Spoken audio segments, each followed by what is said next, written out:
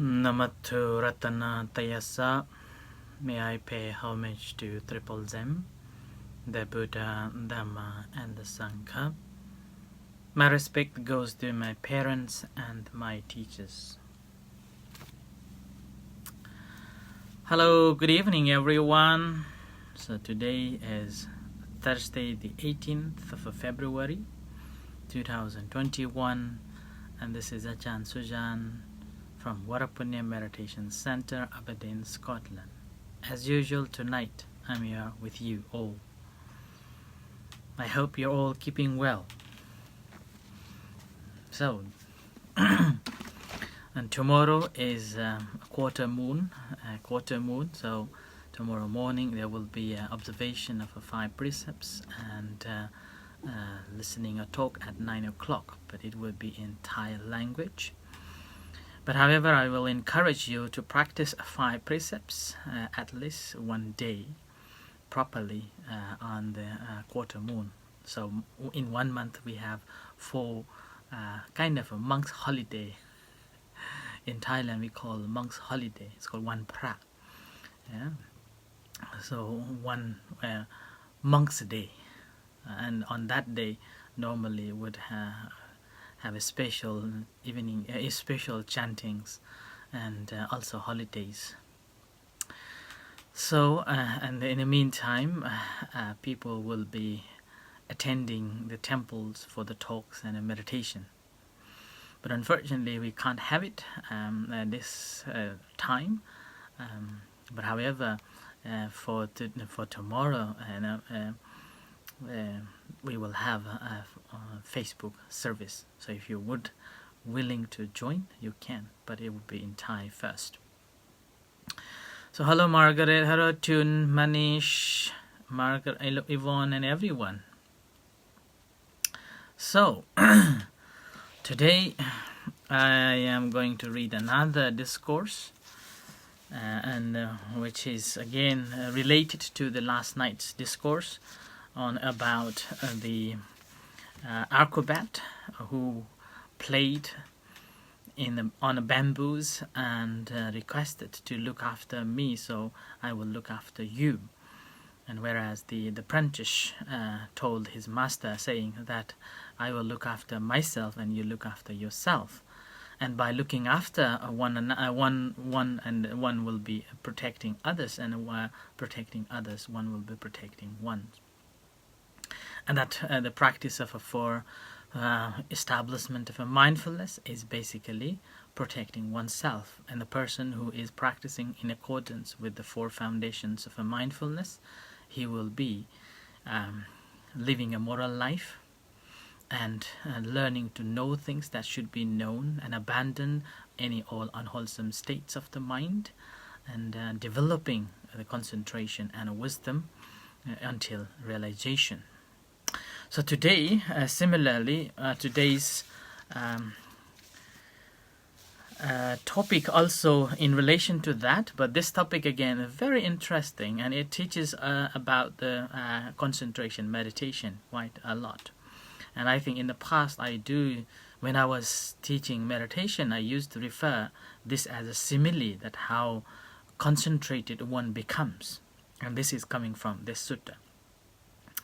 And the sutta is called the most beautiful girl of the land, called Janapada Kalayani. Janapada Kalayani. That means the most beautiful girl of the land. Now, who wants to be the most beautiful girl of the land? Every woman wants to be a beautiful girls of the land, isn't it? So that's why we'll go and have a nice shampoos and nice decorations and the nice makeups like that, simply to be projecting herself as one of the beautiful ladies of the town. So this discourse is on that. But it won't be talking about this too much, okay? But I will explain as much as I can.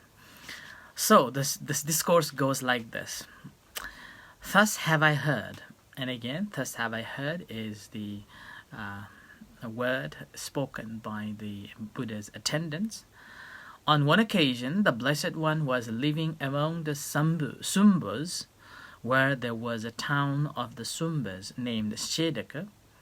There the Blessed One addressed the bhikkhus thus, Bhikkhus, and Venerable Sir, the bhikkhus replied. Then the Blessed One said, Bhikkhus, suppose that on hearing the most beautiful girl of the land, the most beautiful girl of the land, a great crowd of a people would assemble. Now, I would ask you, what are the qualities that makes one a beautiful? Yvonne, do you know? Margaret or Sandra? What are the qualities that makes one a beautiful woman? And this is the most beautiful girl of the land. Right? Anyone has got any ideas on that? So here the Buddha said, the most beautiful girl of the land, the most beautiful girl of the land. A great crowd of people would assemble. Now that most beautiful girl of the land would dance exquisitely and sing exquisitely. So, kind heart, right, Margaret? So, a beautiful girl has a kind heart. Okay. So, what do you think of a beautiful girl? So, when we look at the description of a beautiful girl, according to the commentaries, it suggests that she is not too tall and not too short. She is not too chubby and she is not too thin. She is not too white. Her complexion is not too dark and not too white. So that is known as the one category. And further on, a beautiful lady, a beautiful girl, has got a good complexion. The complexion is very nice and good. And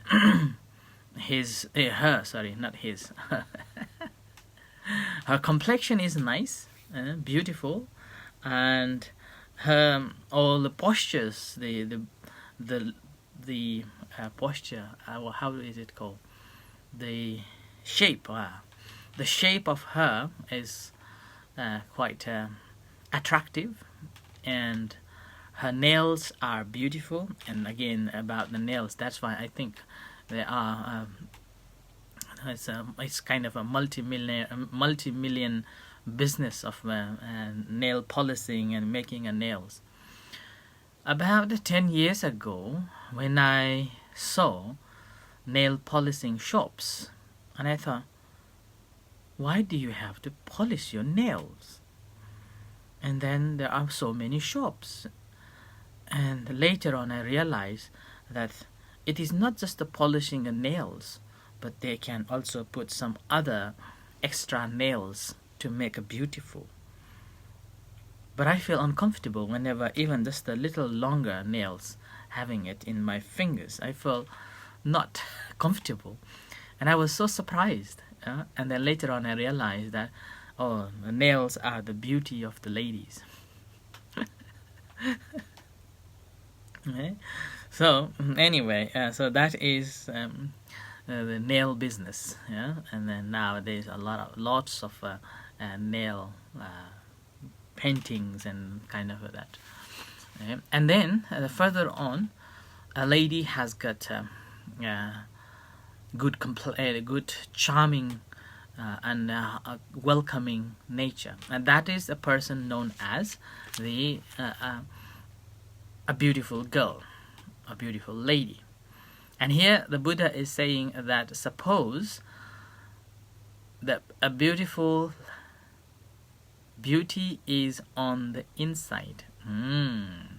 Yvonne, you have said such a wonderful sentence, wordings. Yes, it is not a beauty, but it should be beauty in sight, in one of us, or every one of us, and that is the beauty.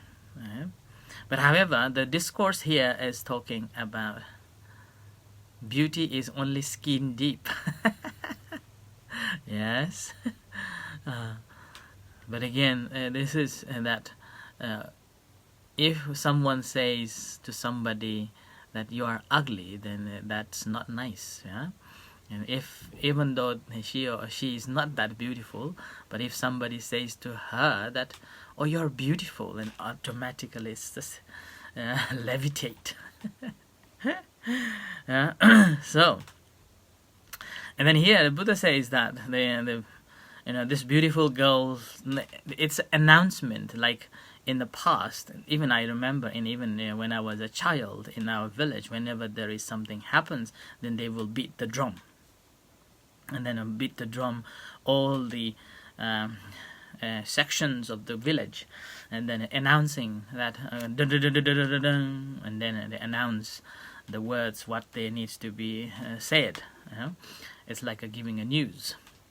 Similarly, here the Buddha was saying that suppose there is a news of hearing that the beautiful girl of the land, and then the crowd will approach to this assembly, and now that most beautiful girl of the land is dancing very exquisitely, and then also singing with a beautiful voice, and which obviously attracts many people. And then in the past, it is a way of getting attractions, and that's called a Janapada Kalayani in those days. And on hearing the most beautiful girl of the land is dancing, the most beautiful girl of the land is singing, and even larger crowds of people would assemble. And this is for true. Whenever there is a beautiful lady and a beautiful singing, and she's dancing as well as singing, then people will go and join and listen. And that's why in every, like in a Bollywood movies, in Indian movies, there will be, if you're watching a movie, there will be a couple of songs, and with the dance, it's gathering people.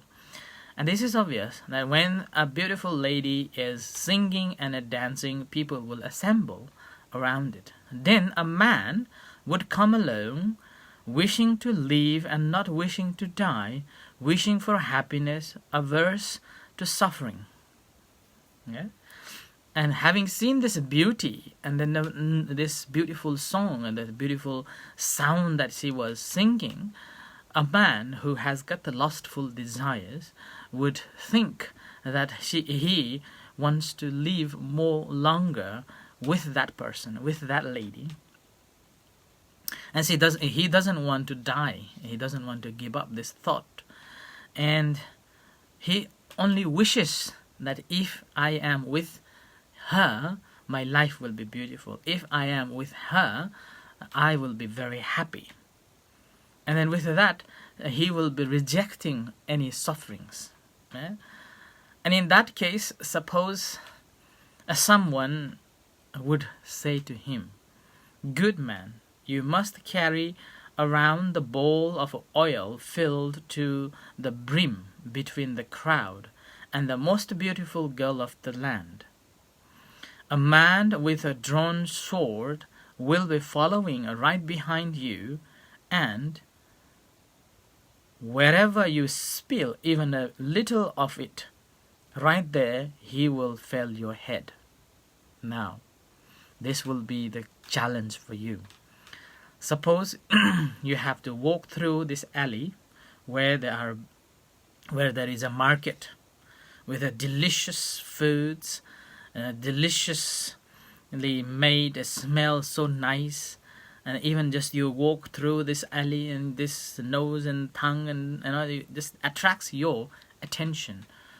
In that case, in the meanwhile, there is a concert going on, and you are asked to have this pan, this oil-filled pan in your head, and then walk crossing this alley, the market, and then a concert is going on. There's a beautiful song, and this lady is singing a beautiful song and dancing with a nice music. And then behind you, someone is holding a sword, and if you spill even one drop of that oil from that pan, he will chop your head down. Now, do you think that you can walk through this alley? Remember, beautiful, delicious varieties of a food in both ways. Either ways that you are walking through. And at the same time, there is a beautiful lady who is singing a song and then dancing. So suppose there's a concert going on. Do you think that you can walk through from the beginning to the end?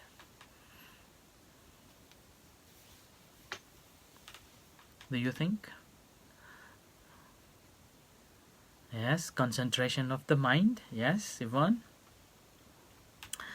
And now, remember that when you are walking, if you spill even one drop of oil, you are dead. So with that, you love your life. So and then the Buddha further asks to the bhikkhus, saying that, what do you think, bhikkhus? Would that man stop attending to the bowl of oil and out of a negligence turn his attention outwards? So this is the question. Would this man stops in the middle rather than walking? He will look at the concert or look at somewhere else, attracted to the food, the delicious different confectionaries there, nice smell foods is there. So whether that person will look at that food or to that dance and gonna pay attention to that song. What is your question? What is your answer? Do you think that this man will stop and look at the food and look this concert?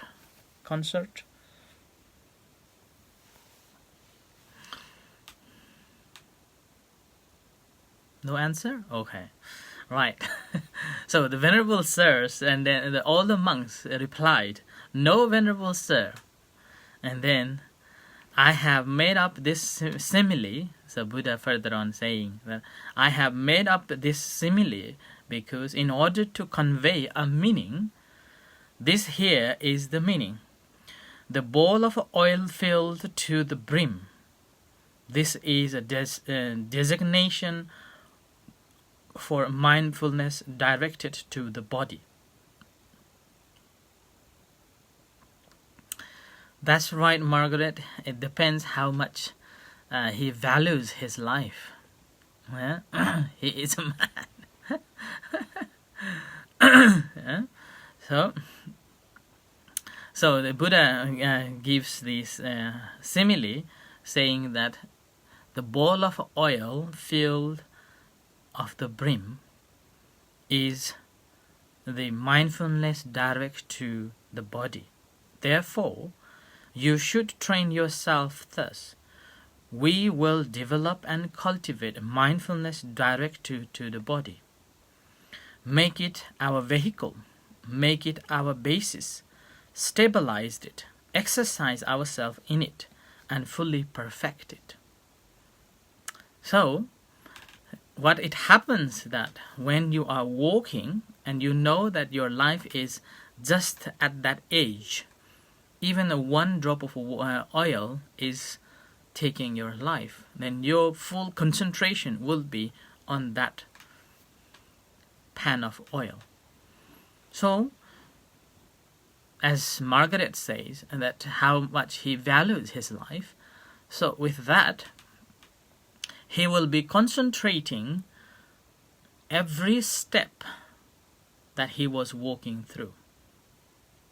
Every step that he's taking towards it.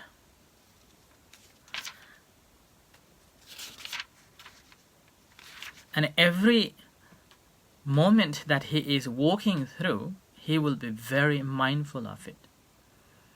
And in this case, the commentary further says, now I will ask you a question.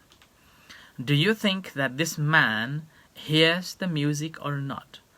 Do you think that this man smells the food or not? Right? I leave you to answer this.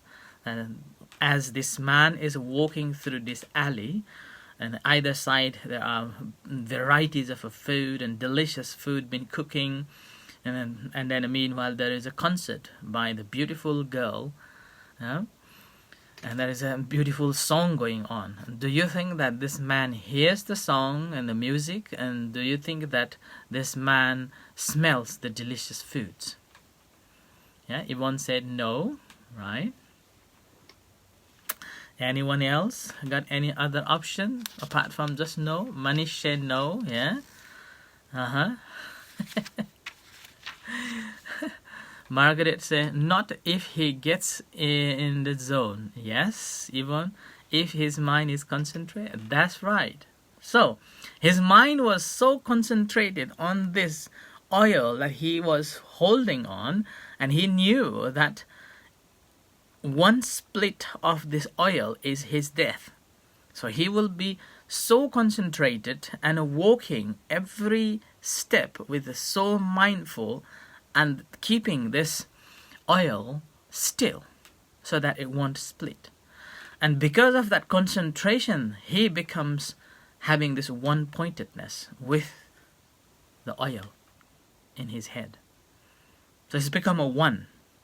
And as become a one, he was so concentrated, that means he has shut down all other senses. He didn't hear any noise. He didn't hear any musics, any songs that this beautiful lady was singing.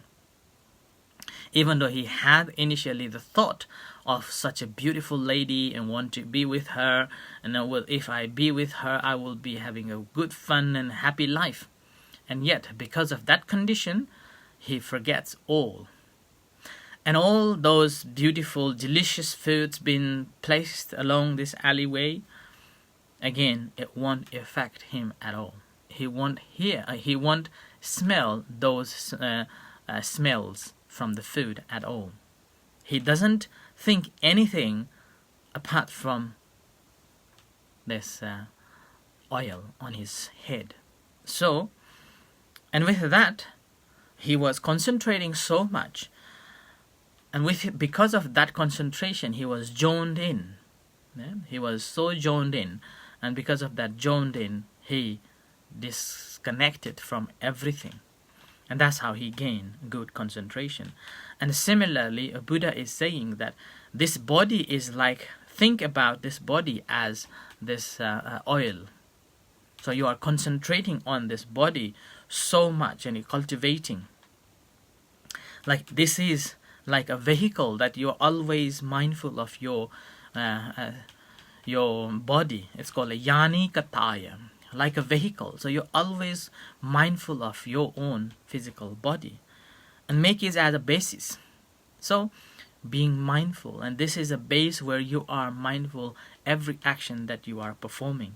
Stabilize it so your mind is always with this body, and exercise ourselves in it. So with that, you are taming your mind, and as well as you are training your mind to be fully perfected. So this is the instructions that the Buddha gave to every one of us, that if we really want to cultivate, if we really want to develop in our practice, and we have to train in such a way that fully concentrated. Yeah? And always remember that it's like a sword who is holding a sword behind us is like a death. We call it the Machu Raja, means the king of the death. Yeah, cooking the brain. Okay. Yeah, it's called a king of the death. He or she, the king of the death, is always chasing us, and we do not know when he's gonna take our life away. So it's like you are walking with the oil in you, and then behind the one who is holding a sword. Any time he is gonna chop your head.